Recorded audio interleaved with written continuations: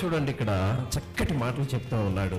బంధకములో పడి ఉండి నిరీక్షణ గలవారలారా.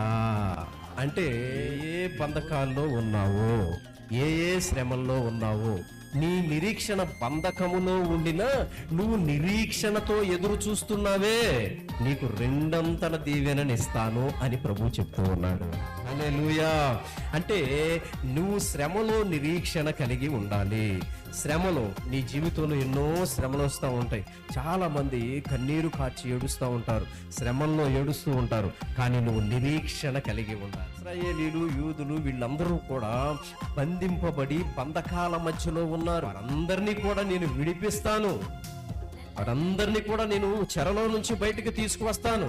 కానీ మీరు నిరీక్షణ కలిగి ఉన్నారే, నా దేవుడు వస్తాడు, నన్ను కాపాడుతాడు, నా దేవుడు నాకు ఉన్నాడు, నా దేవుడు నువ్వు ఉన్నావనే ధైర్యం నాకు ఉందని ఒక నిరీక్షణ కలిగి ఉన్నావే, ఆ నిరీక్షణే నన్ను ఈ రోజున కదిలించింది.